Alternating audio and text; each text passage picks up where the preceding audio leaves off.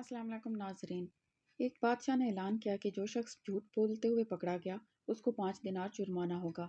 लोग एक दूसरे के सामने भी डरने लगे कि अगर झूठ बोलते हुए पकड़े गए तो जुर्माना ना हो जाए। इधर बादशाह और वजीर भेस बदल कर शहर में घूमने लगे। जब थक गए तो आराम करने की गर्ज से एक ताजर के पास ठहरे। उस ताजिर ने उन दोनों को चाय पिलाई।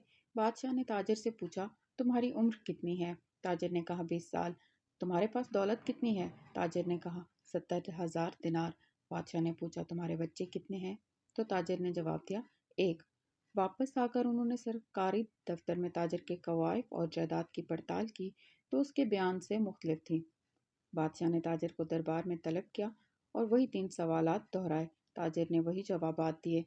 बादशाह ने वजीर से कहा, इस पर 15 दिनार जुर्माना आयद कर दो और सरकारी खजाने में जमा करा दो, क्योंकि इसने 3 झूठ बोले हैं।